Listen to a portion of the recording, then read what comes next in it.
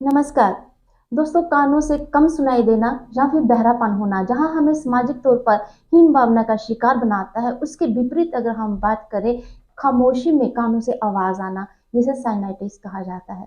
दोस्तों, क्या होती है ये समस्या, इसको होने का क्या कारण रहता है, हमें क्या प्रिकॉशन लेने चाहिए डे टू डे लाइफ में ताकि हम इस समस्या से ना गुजरे, हमें बताएंगे डॉक्टर सुनील कोतवाल जी, जो कि हम जम्मू कश्मीर के जाने माने ईएनटी सर्जन हैं। सर, आपका हमारे प्रोग्राम में स्वागत है। सर, नमस्कार। खामोशी में जब हम कई बार रिलैक्स करना चाहते हैं तो कानों में से आवाज जो आती है, सर इसका क्या कारण रहता है? कि इस बीमारी का नाम टिनिटस दिया गया है। टिनिटस जो कान में एक किस्म की आवाज़ मरीज़ को सुनाई देती है, और ये आवाज़ या तो सारा दिन भी चलती है या ज़्यादा जब मरीज़ शाम को रात को सोने की कोशिश करता है जहाँ पे शांत वातावरण हो, तो वहाँ पे उसको ये टिनिटस सुनाई देता है और वो उससे बहुत दुखी होता है। सो मच तो उसकी स्लीप डिस्टर्ब हो जाती है।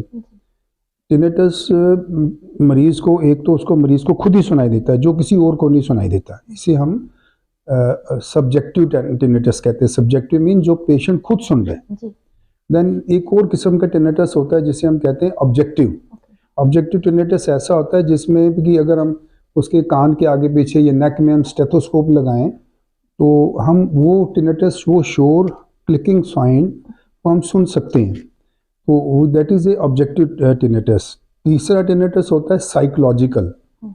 साइकोलॉजिकल जहाँ पे भी कोई कारण ही नहीं है, ना वो सब्जेक्टिव है ना ऑब्जेक्टिव, लेकिन मरीज साइकोलॉजिकली अपसेट है, उसको 24 घंटे वो शोर की वो जो सुनाई देता है या नहीं देता, that is a point of discussion. But ये कि वो 24 घंटे ही कहता है कि मेरे को कान में शोर है। सुनाई दे रहा है। ये साइकोलॉजिकल पेशेंट्स आते हैं। हाँ। सर, इनका क्या कारण क्या रहता है? जब आपके पास पेशेंट आता है, हाँ, क्या कारण क्या दिखाई देते हैं? पहले तो मैं टिनिटस के डेफिनेशन के बारे में बताऊंगा। ये एक किस्म के कान के अंदर शोर इस लेवल का जैसे कि दरिया चल रहा है, आहिस्ता आहिस्ता, या जैसे आप कहें कि क्लिकिंग नॉइज, जैसे घड़ी चल रही है टक टक टक, या मशीन चल रही है ज़ोर से शू, ऐसे दिस इज़ ए टिनिटस जो पेशेंट खुद हेयर करता है। सब्जेक्टिव टिनिटस, ऑब्जेक्टिव जो दूसरे लोग भी सुन सकते हैं। ठीक है जी। कारण जो आपने बताया, इसके मल्टीपल कारण है। ये ऐसा सब्जेक्ट है, ऐसा डिबेटेबल इशू है जिसका कि एंड अभी तक नहीं हुआ कि नहीं कि जी ये यहाँ पे अब टिनिटस आया, ये हमने दवाई दी और यहाँ पे ख़त्म हुआ। Nobody on this earth can say like that. It is only help to the patient by means of, पहले तो प्राइमरी काज ढूंढना है। सबसे इम्पॉर्टेंट सब्जेक्टिव टिनिटस की बात करें। सब्जेक्टिव टिनिटस के कारण कान के 3 हिस्से होते हैं, external ear, middle ear, inner ear.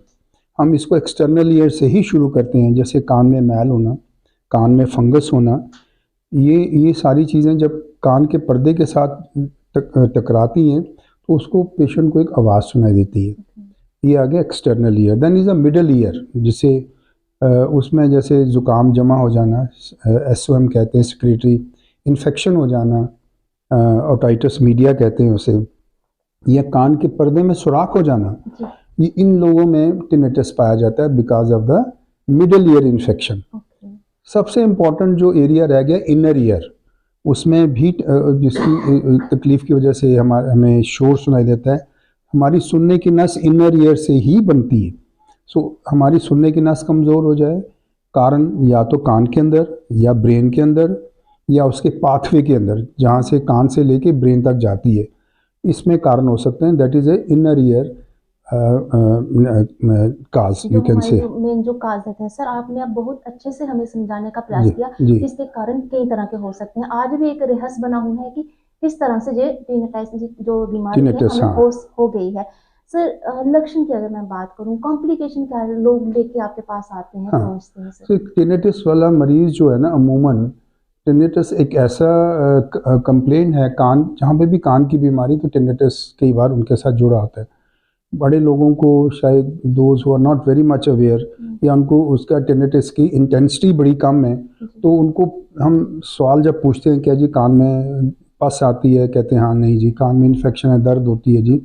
कोई कान में शोर सुनाई देता है, फिर वो कहते हैं हाँ हाँ शोर भी सुनाई देता है। This is one group where हम जहाँ पे हम खुद पेशेंट को पूछते हैं, बिकॉज इससे हमें आइडिया मिलता है कि which part of the year is affected.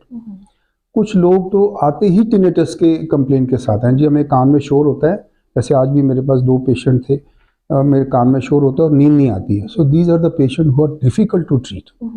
जब तक हमें प्राइमरी काज का नहीं पता लगेगा हम उसको ट्रीट प्रॉपरली कर नहीं सकते हैं।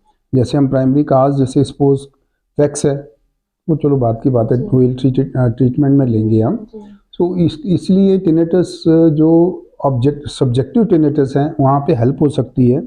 ऑब्जेक्टिव टिनेटस होते हैं जहाँ पे कारण उसका ये है, जैसे हमारी ब्लड प्रेशर, किसी को ब्लड प्रेशर है, देन दूसरा ये कि हमारी वेसल्स जो हैं वो ज़्यादा, उनकी पल्सेशन ज़्यादा तेज़ चल रही है, कान के अंदर जो ब्लड वेसल्स हैं उनकी हाइपरटेंशन की वजह से पल्सेशन ज़्यादा तेज़ चल रही है, तो कान में पल्स के साथ साथ सिंक्रोनस विद द पल्स, जैसे हमारी पल्स ठक ठक कर रही है वैसे ही इधर भी कान में शोर हो रहा है।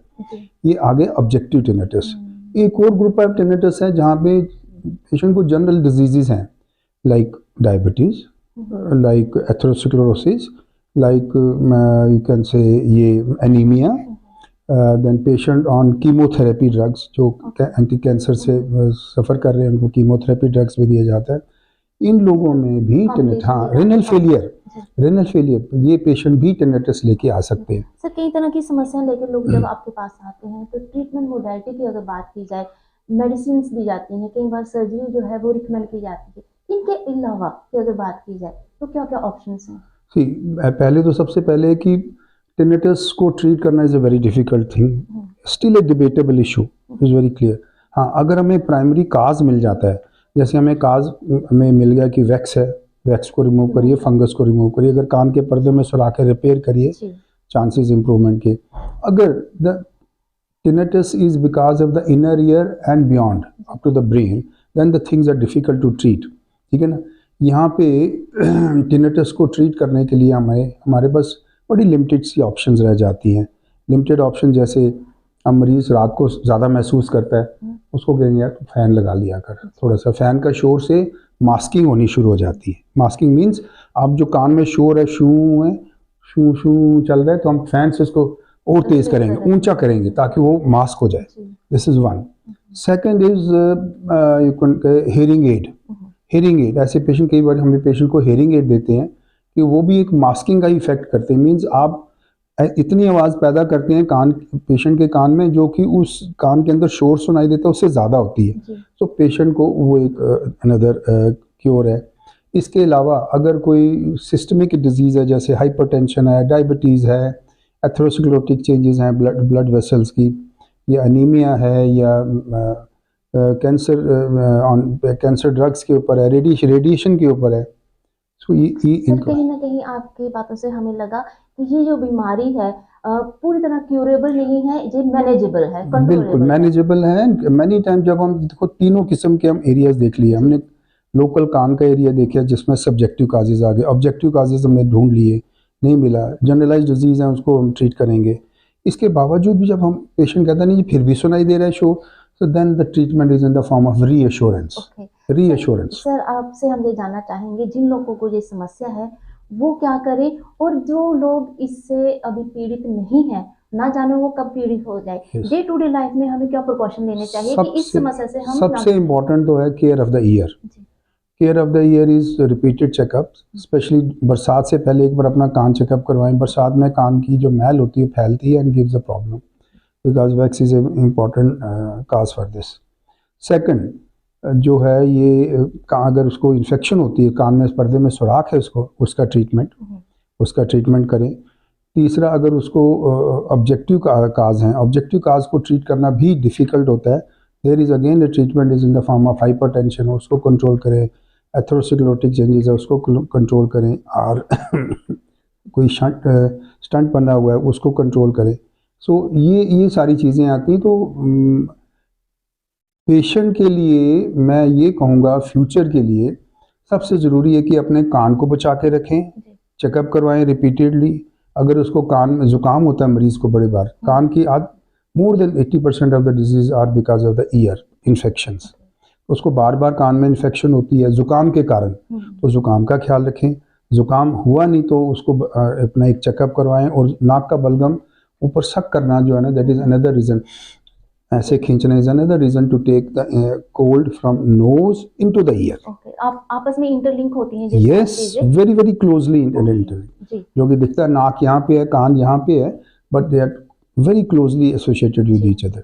सर कहा जाता है हमारा जो दिमाग होता है, हमारा जो ब्रेन होता है, जी वो जी। उसमें इतनी क्षमता होती है कि जो अननेसेसरी साउंड्स है, जिन्हें हम अनचाही जो साउंड्स हमें आती हैं उसे इग्नोर कर सकता है। हाँ हमें इसके लिए उसका ट्रेन करना होगा। एग्जैक्टली। जी साइकोलॉजिकल एस्पेक्ट और इसका रीअश्योरेंस टू द पेशेंट। जी, कहीं ना कहीं हमारे मानसिक स्वास्थ्य पर से इसका असर हो सकता है। हाँ, सी एक पेशेंट जिसको टिनेटस इस हद तक तंग कर रहा है कि उसकी नींद ही नहीं डिस्टर्ब हो रही है, जी वो it can create psychological impact on the patient. Patient psychic हो सकता है। नंबर एक पेशेंट की जब उसकी जब नींद पूरी नहीं होगी, तो नींद ना पूरी होने से उसको ब्लड प्रेशर हो सकता है, उसको शुगर के सिम्टम्स आ सकते हैं, थायराइड हो सकता है। ये सारे टेंशन रिलेटेड, पेशेंट को टेंशन होने के कारण ये सारी तकलीफें आनी शुरू हो जाती हैं। सर कहीं ना कहीं जो बढ़ती उम्र की समस्या ज़्यादा देखी जाती है, लेकिन एक छोटा सा मैसेज आप उन नई जनरेशन को जो कि लाउड म्यूजिक सुनती है, जहाँ फिर हेडफोन 24 घंटे कानों में लगे रहते हैं, क्या मैसेज देंगे सर? सबसे पहले इससे पहले मैं जवाब दूंगा कि हमारा एक काज ऑफ हेयरिंग लॉस है, विच इज़ हम कहते हैं प्रेस्बाइक्योसिस। जी presbycusis hearing loss because of the age. Okay हर इंसान को होना है, जी ए बी और सी, किसी को जल्दी किसी को लेट।